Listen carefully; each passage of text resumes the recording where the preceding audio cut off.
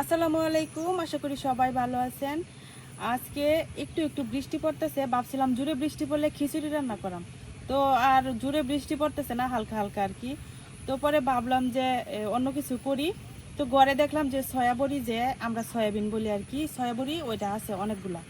তো সয়াবড়ি কিন্তু আমার অনেক পছন্দ, আর আমরা ঘরের প্রায় সবাই পছন্দ করে। তো এইটা রান্না করলে কিন্তু একদম মাংসের মতো লাগে, প্রায় সময় আমরা রান্না করে খাই। তো আজকে ভাবলাম যে সয়াবড়ি রান্না করি আর আপনাদের সাথেও শেয়ার করি। তো চলেন শুরু করি।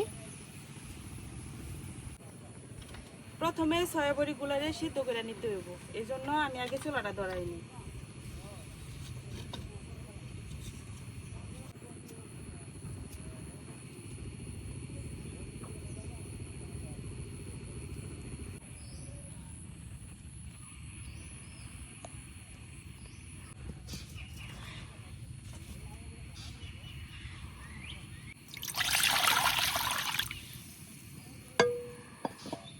এখন সয়াবড়ি গুলারে সিদ্ধ করে নিলাম।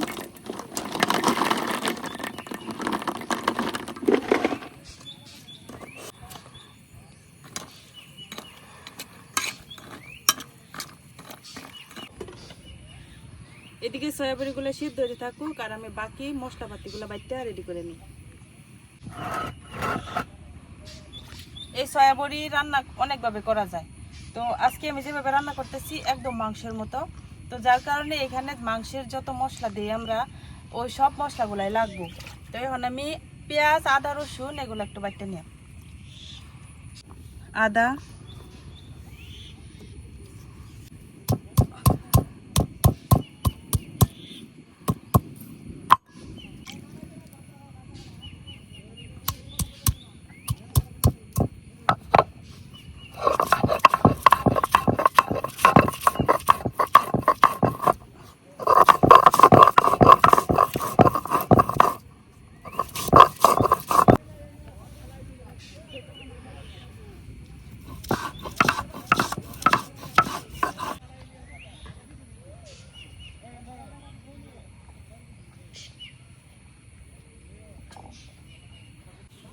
রসুন,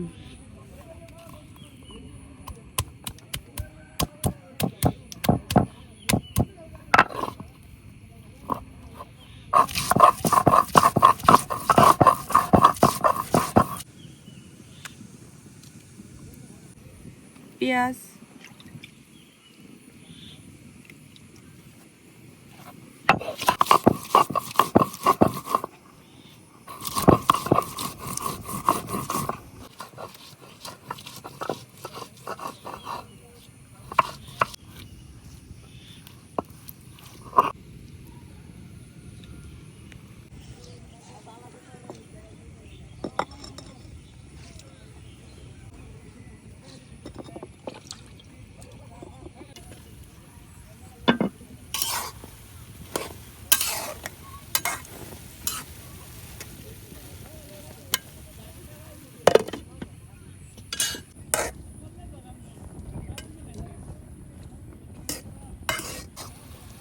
সয়াবড়িগুলো সেদ্ধ হয়ে গেছে। এই সেদ্ধ হইতে বেশি সময় লাগে না, তো তারপরেও আমি বেশ অনেকক্ষণ সেদ্ধ করছি। এখন নামাই নিয়াম। যদিও এগুলা গরম পানিতে ভিজায় রাখলে হয়।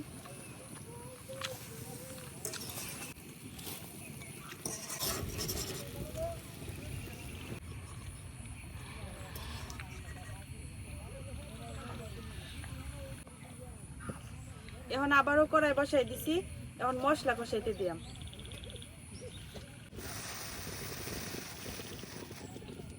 তেল,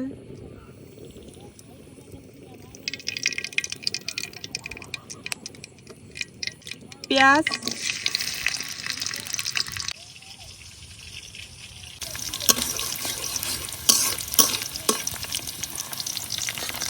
তেজপাতা, দারুচিনি আর কিছু এলাচ, লবঙ্গ, পেঁয়াজের সাথে আস্ত গরম মশলাগুলারে একটু ভাজে নিই। এখন একে একে দিয়ে দিতেছি আদা বাটা, রসুন বাটা, আর যে পেঁয়াজটা বাইটা রাখছিলাম ওই পেঁয়াজ বাটা দাও।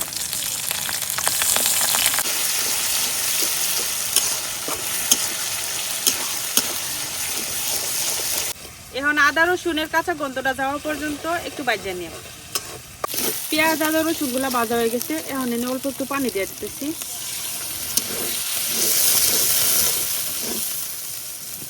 তো দিয়ে দিতেছি লবণ, ধনিয়ার গুঁড়া, শুকনো মরিচের গুঁড়া, জিরা গুঁড়া, হলুদ গুঁড়া,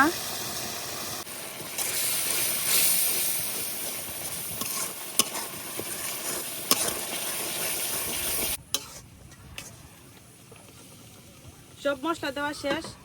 এখন মশলাটা ভালো করে কষাই নিই।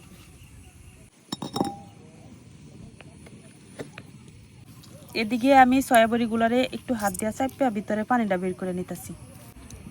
এরকম চাপ দিলেই ভিতরে যে পানিটা এটা বের হয়ে যাবে।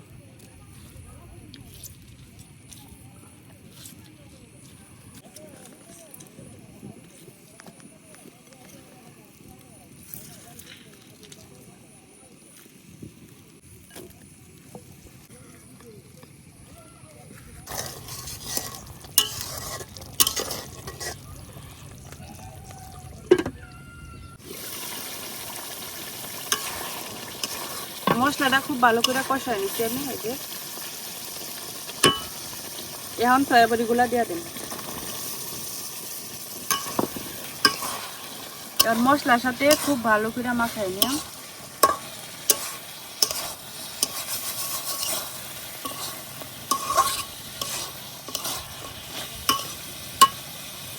এইভাবে ঢাকনা দিয়ে 2-3 মিনিট একটু কষাই নিলাম।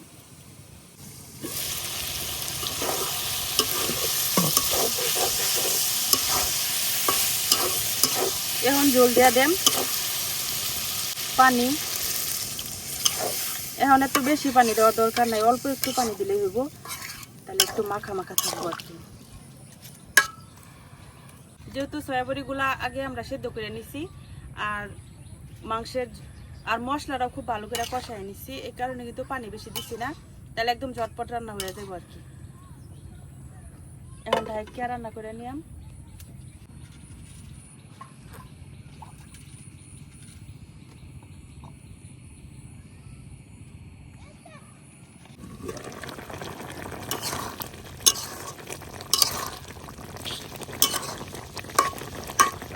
সয়াবড়িগুলো কিন্তু হয়ে গেছে, তবে আমি আর একটু ঝোলটা কমাই নিলাম, একদম মাখা মাখা করে নিলাম। এদিকে আমার রান্নাও কমপ্লিট। এত সুন্দর গ্রান বের হইতেছে, মনে হইতেছে যে মনে হয় গরুর মাংস রান্না করতেছে।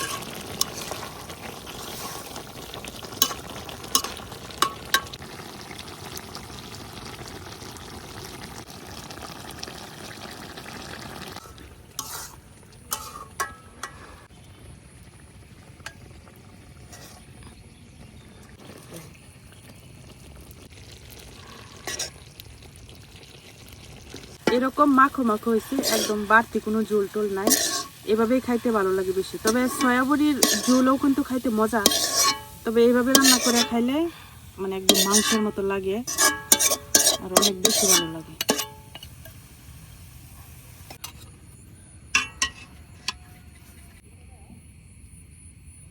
এই তরকারিটা যে কাউকে দিলে যারা কোনোদিন সয়াবড়ি খাইছে না তারা একদম ভুল করবো মাংস ভাববা, কারণ একদমই বোঝা যায় না, মানে পুরোপুরি মাংসের মতোই লাগে। তো যারা কোনো সময় সয়াবড়ি খাইছে না তারা যদি খায় প্রথমবার, তাইলে নিশ্চিতভাবে ভাববো যে এটা মাংস। তো যাই হোক, আমার রান্না হয়ে গেছে, এখন হলো খায়া দেখি কেমন হইলো।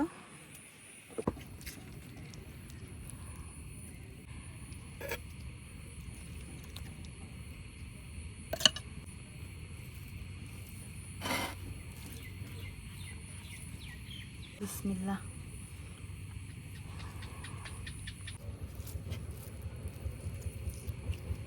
এই যে ভিতর পর্যন্ত একদম ঝোলটা পৌঁছাইছে, এই কারণে আগে সেদ্ধ করে দিছি। সেদ্ধ করে দিলে মানে পরে মশলা ঝোল এগুলো খুব সুন্দর করে ভিতর পর্যন্ত পৌঁছায়।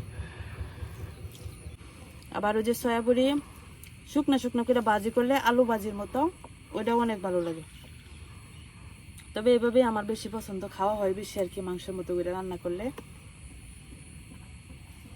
তো আপনাদের কার কার সয়াবড়ি পছন্দ আর আপনারা কিভাবে সয়াবড়ি দিয়া রান্না করে খান আমার জানায়েন অবশ্যই। আর কেউ যদি মানে আলাদাভাবে মজার কোনোভাবে রান্না করেন তাহলে ওইটাও আমাদের জানায়েন, আমিও চেষ্টা করব আপনাদের মানে দেওয়া রেসিপিতে ওইভাবে রান্না করে দেখার জন্য। তো এখন খাওয়া দাওয়া করি, সবাই ভালো থাকবেন, আজকে পর্যন্তই, আল্লাহ হাফেজ।